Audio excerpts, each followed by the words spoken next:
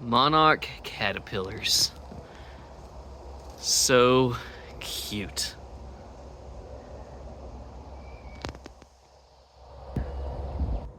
Hi, I'm Aaron. Join me as I count down my top 10 nature games.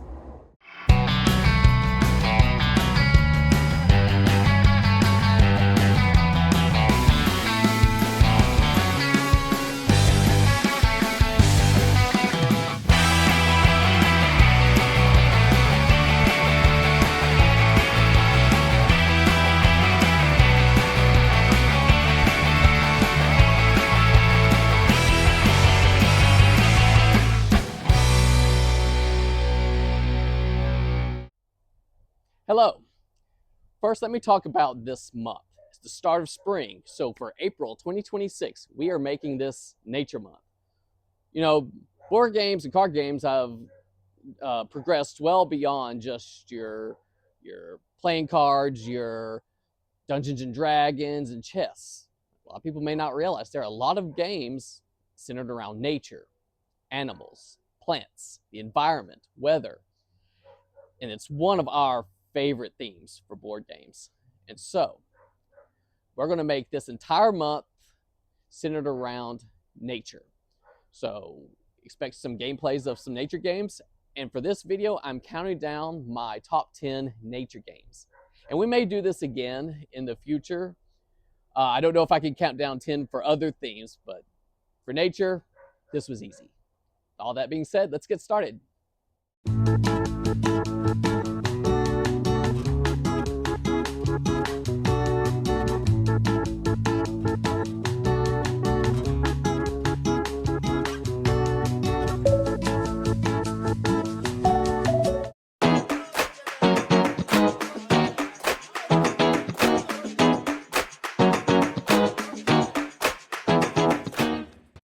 So kicking off my list of the top 10 nature games is Mariposas. It's a beautiful game designed by Elizabeth Hargrave. She's basically synonymous with nature games nowadays. And you'll see this theme throughout this list. Nature games tend to be very beautiful, beautiful art, beautiful components. Not all the time, but I do find that to be consistent and definitely consistent in my top 10 nature games. This game, you are following the migration of monarch butterflies up into the US and back down to Mexico. And that's probably my favorite part about this game is the theme integration. On your turn, you move your butterflies up to a flower spot. And at the end of each round, you will score points based on where your butterflies are. Are they far enough on the East Coast or up into the north? And then in the final round, you'll rack up a lot of points for your fourth generation of butterflies that make it back down to Mexico. And speaking of generations, it takes multiple generations for monarch butterflies to complete this migration. And this is reflected in the game. You can reproduce your butterflies by visiting spots next to milkweed. However, at the end of each round, your oldest generation of butterflies will be removed from the game. It's kind of sad, but again, the theme integration is spot on. And it's fun too. It's a relatively simple game, kind of a set collection game where you visit a spot, collect flower tokens, and then turn them in to reproduce one of your butterflies. And it's a very beautiful board, and that's despite the fact that it's mainly just a map of the US and Mexico. But the flowers and even the background, which is just black, but for this game, it works very well. And of course, the colorful butterfly tokens are beautiful. This game means even more to me now than it used to. And that's because my wife, Christina, loves this game because a good part of that's because she loves butterflies, especially monarch butterflies. So she instantly fell in love with this game. And I think that had an impact on me because now I enjoy the game even more. Not to say I didn't enjoy it previously, but it's more meaningful to me now. And so that's my number 10, Mariposas.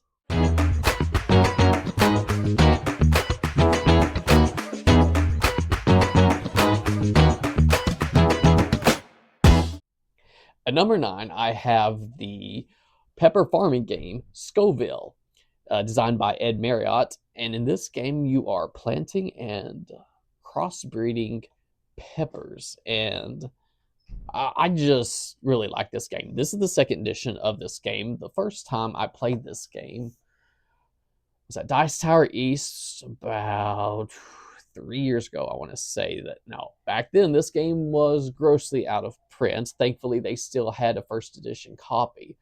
So I was very pleasantly surprised about a year or so ago when I walked into Geek World in Tyler and saw that they had this game, the second edition, on their shelf. And so it was an easy buy for me. I really enjoyed this game.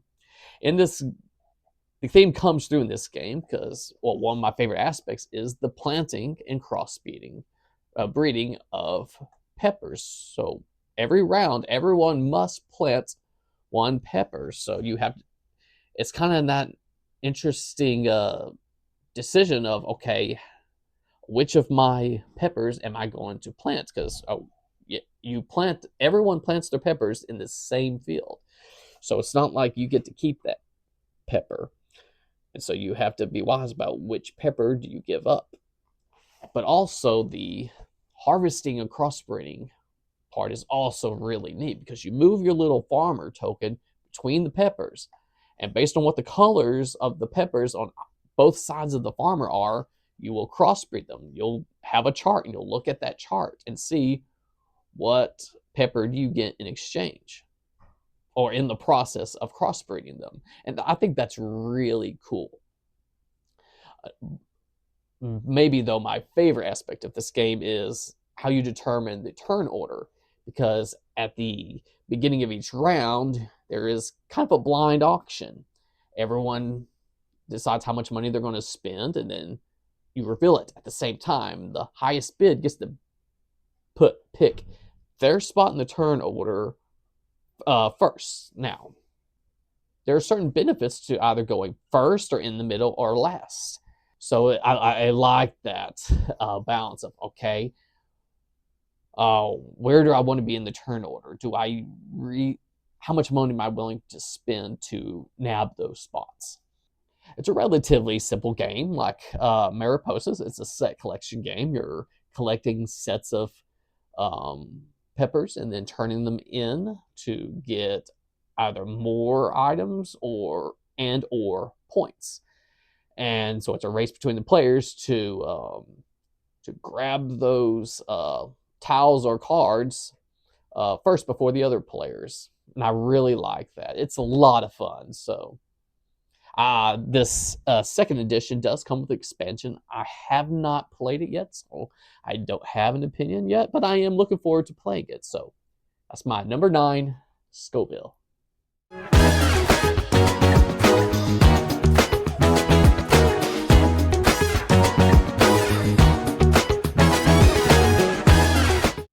At number 8, I have another farming game, Reykholt, which I believe takes place in Iceland.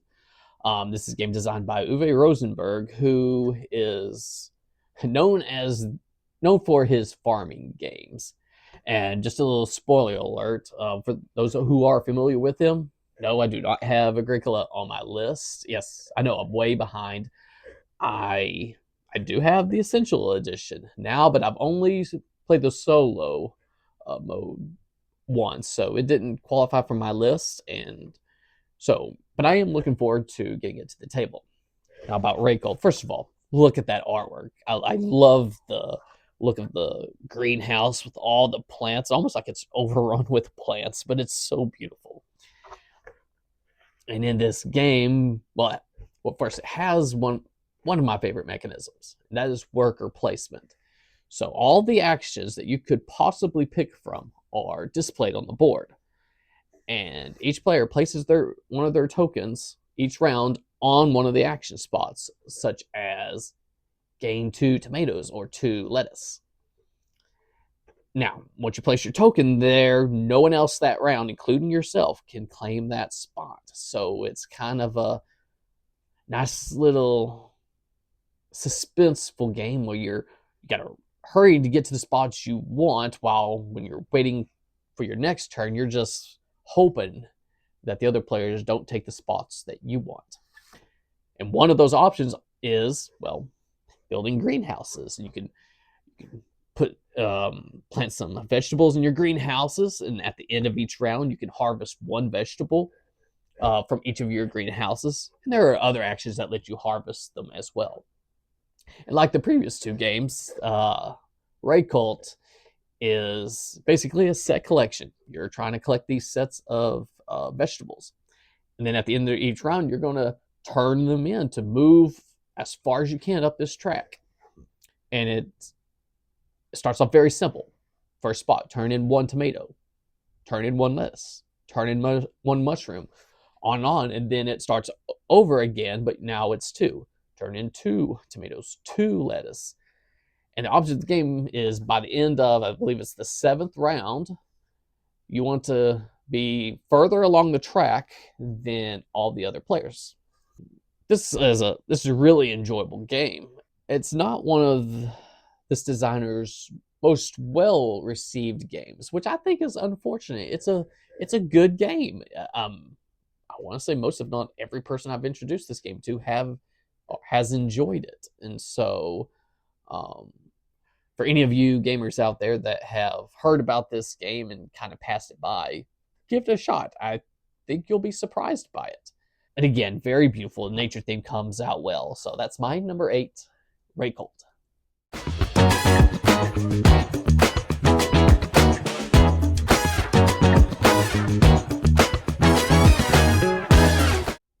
At number 7, I have Cascadia, designed by Randy Flynn. And this game has the exact opposite, or is the exact opposite of Raycult. This is a very popular game. One of the most popular games, nature games, well, games period, to come out in the last few years. And in this game, you are, I don't know if you're exploring, but you're placing these tiles, which creates this beautiful landscape of mountains, and forests, and rivers, as well as placing animals in that landscape. It's pretty, it's fun, and well, obviously it's fun. It's a highly popular game. Probably my favorite aspect of this game is the drafting element, because in each round you have a choice between 4 pairs. Each pair consists of a habitat tile and an animal token, and you have to pick which of those pairs you want to take. And of course, when it's not your turn, you're looking at what's out there, hoping that the other players don't take them first. And I just really like drafting when it's open like that. And this game really nails down the nature theme. You're building these landscapes and placing your animals on them. I also especially like games that have where you're building these patterns. So for instance, you could play a game where bears like to be in pairs. So you'll score points for your bears that are in groups of 2 on your landscape. And I like trying to solve these spatial puzzles like that. All the while, you must also try to build these large landscapes. At the end of the game, you'll score points for instance, building a large forest or a long river. And I like that balance of, okay, where am I going to place this habitat tile? Where am I going to place this animal token where I need it to? Am I going to get that 4th elk before the game ends? And I love that tension. Very fun, very popular. It's gone over very well when I've taught it. So that's my number 7, Cascadia.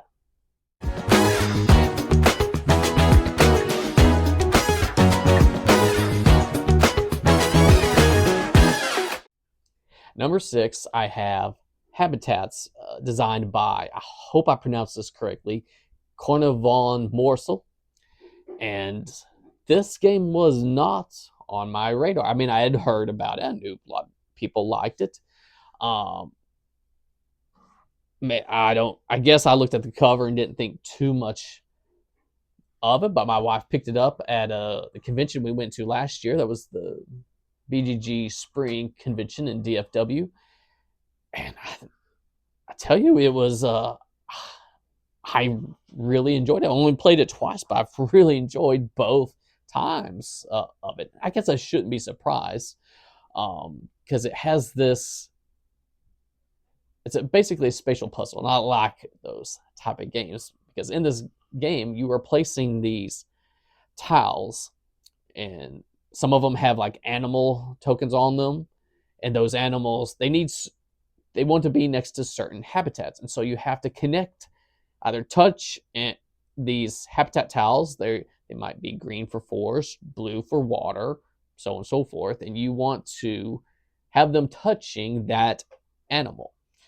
And so, for instance, if it needs two forest tiles, you can connect one forest and then another forest touching that forest back to that animal. If you can complete all of its requirements, you score points. And there are other things besides animals that you're adding to. I believe you're building like a safari in this game. But again, I love that spatial puzzle. I also really like how you get these tiles, because each round there's this tableau of tiles, and you have a Jeep in one of the spots, and you take your Jeep, and you can't move backwards, but you can move forward, left, or right, and take the tile that is there. And then wherever you move from, you put a new tile in its place. I think that's just lots of fun and very thematic, since you're building a safari park. So very enjoyable, very similar to another game I like.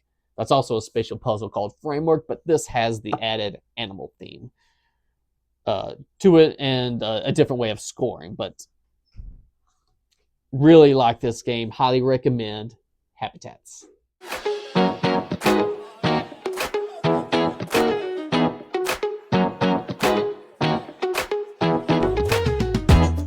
Starting the second half of my list at number 5 is Floriferous. This is a game designed by Steve Finn. Yes. And this is, well, first, again, very beautiful. I want to say this is watercolor, but again, very beautiful card game where you are collecting flowers. And you'll score points by collecting specific flowers. They'll be randomized each game. And you can also pick for yourself bonus cards that will give you points for collecting certain flowers, certain colors of flowers, and there are other ways to score. It's a very simple set collection game.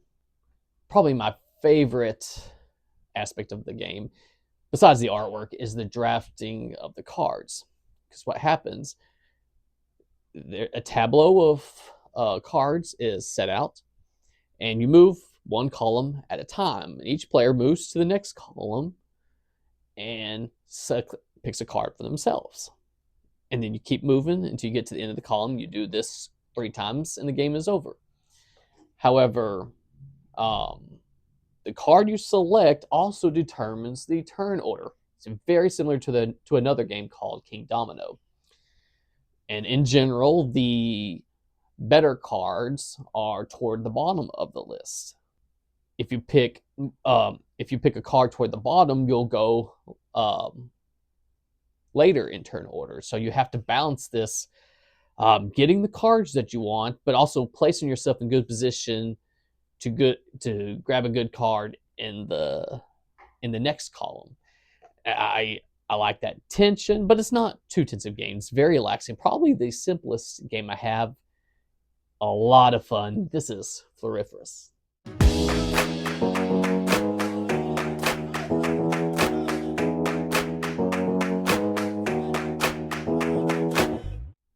At number 4, I have Life of the Amazonia. This is designed by Jamie Bloom. And this is a very fun bag building game where you are building out this jungle landscape and placing your animals in certain positions. It feels very much like a souped up Cascadia. So like a lot of these nature games artwork and components very beautiful, from the tiles, this waterfall component that's used for placing trees and water flowers and the landscapes themselves in front of you. Animal tokens are screen printed, very very lovely. Um, and like with Cascadia, I like the placing your animal tokens in specific formations. You will score points based on how you connect, say, woodpeckers to trees, or frogs to water flowers, or even caimans next to other animals. It's very neat, lots of fun. It also has another mechanism that I really like, and that is bag building. In these type of games, it's almost like a card game where you draw cards from a card pile, except you're not drawing from a card pile, you're drawing these tokens from your own bag. And you can add and subtract from the bag to make it even better. And you use those tokens that you draw to perform certain actions. Now, I really like that. It's just a fun little, oh, I hope I grab what I want to do. And sometimes it works and it's great. And sometimes it's like, oh, that's not what I wanted. So what am I going to do now?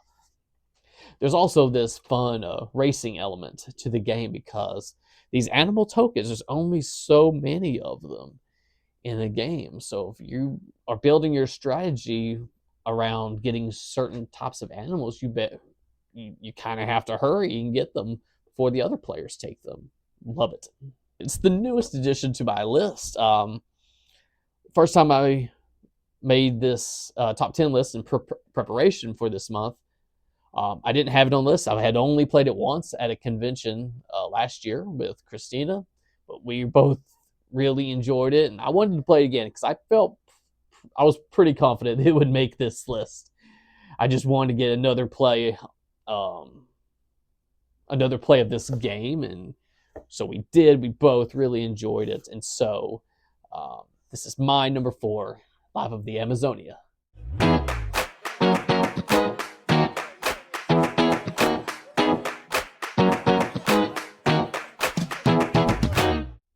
At number 3, I have Meadow, a very well-loved nature game. This is designed by, I hope I say this correctly, Klemens Kalitsky. And in this game, you are walking through a meadow, observing the various animals and landscapes. Again, like so many of these games, artwork is so beautiful. In my opinion, this might actually be the most beautiful of my games, but it has there's such good competition though for that. The game has a very fun worker placement mechanism where, well, instead of placing your tokens out on the board to take an action, you're instead going to draft and play cards by taking these tokens, which look like fence posts. You go out to the main board and you place your token into a notch on the board, and your fence post tells you which card you can take. So if I put my fence post on this notch and it has the number 2, it basically means, all right, for this row of cards, you take the second card. And you'll have fence posts labeled 1 through 4. Based on the player count, you might even have one that that is wild. You can pick any number. And then your fence post stays there, blocking yourself and other players from at least using that exact notch for picking cards. So I really like that element of it, but also the card play is really interesting because you're building these columns of cards, and each of these cards has most of these cards have a certain requirement, such as you need to have these elements like a tree and a berry displayed in front of you. Only then can you play this card. And then when you play this card, you must play it on top of one of the 2 requirements. And in most cases, that will then cover cover that card where you cannot use that requirement for any other cards for the rest of the game. So you have this battle of not just making sure that you have all the prerequisites in order, but also deciding which card am I going to cover. Is that going to prevent me from doing what I want with my other cards? I love that decision making in the game. It's a lot of fun. I do have the downstream expansion, and there's another expansion I don't have. I've not played downstream with anyone yet, but I'm really looking forward to it. Well, this is Meadow.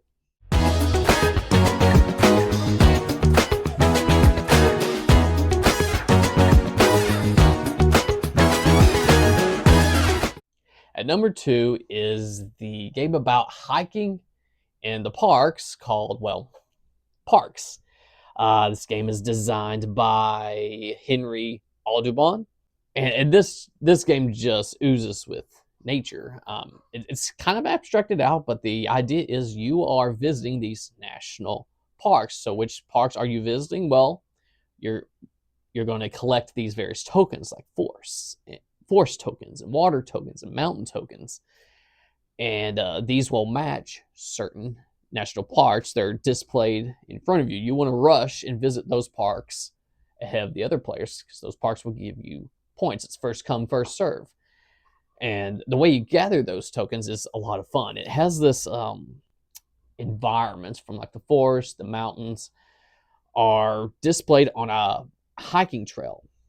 Each player controls 2 hikers, and it has this one-way street mechanism where you can move your hiker as far up the trail as you want to, but you can't go backwards. So you have to be smart about how quickly you move up the trail to gain the spots that you want, because you don't want to leave too much for other players behind, because then they will really rack up a lot of points. I love that mechanism. Oh, and each spot can only hold 1 worker at a time. With one caveat, you could extinguish a campfire token that everyone receives to occupy another spot as another hiker.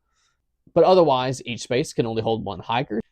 Really like this game. It's very pretty. I like playing with my mom because she likes talking about, oh, I visited that national park. Oh, I've been there before. I think it's very enjoyable to see that.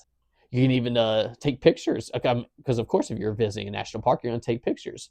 So you can take pictures in this game and earn points for them. I do have the Nightfall expansion. I really enjoy it. I believe there's another expansion I don't have.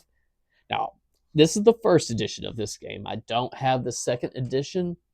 I haven't seen anything on the second edition that makes me want to make the upgrade. I'm very much liking this version.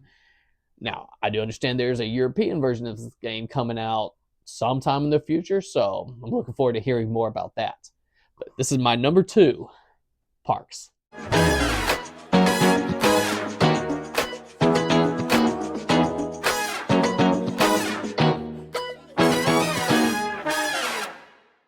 And at number 1, my favorite nature game of all time, no surprise for those who know me, is Wingspan, designed by Elizabeth Hargrave. That's her second game on this list. And to me, when I saw this listed, might have been on Amazon, but the first time I saw this, I knew I would like it. And so I went ahead and purchased it. And this game is so good. I love the birds because each of the card features a different type of bird, and even some little trivia about the bird. And I like reading those. I like seeing all the new birds, and every time there's a new expansion, I like, one of my favorite aspects is favorite parts is just seeing what all the new birds are. What can they do? Love it. Beautiful artwork. Love this bird theme of playing birds and gathering the type of food that they like to eat. Having them lay eggs, which scores you points. Just love it. There's a dice tower that's shaped like a birdhouse, and I love it. I know there are some people who don't like the randomness. To me, I'm fine with it, and I just love the component as well. Um, I have all the expansions. The expansion adds something new and enjoyable to the game, whether it's the European and Oceania expansions adding new bird abilities to the game, or Asia and Oceania adding in Americas adding new ways to play the game, such as a new board or adding these unique hummingbird cards to the game. Also, this game has one of my favorite mechanisms, and that's engine building. This idea where your actions start off very simple, such as gaining one food from the bird feeder, laying only 2 eggs on your birds, and then building that up so that later on in the game, those same actions are much stronger, such as, oh, I can grab two food from the bird feeder, and I can cash a food token on this bird to score a point at the end of the game. Oh, and this bird of prey can look at this random bird from the draw pile, and if it's small enough, then you tuck it underneath the bird to score points. I love it. I have the game also on my Switch. I play it often. Yeah, this is my favorite game. Not just nature game, my favorite game, period. I don't see that changing. I could be wrong. But yeah, love this game. Highly recommend. My number one game, Wingspan. Well, that was my top 10 nature games. What are yours? Please leave them in the comment section below. And I'm interested to see how this list changes. I still have games in my shelves that are nature themed that I've only played once, or I've not played at all. So check back next year. We may do this again, and I'm curious to see how this list changes. But with all that being said, God bless you and have fun gaming.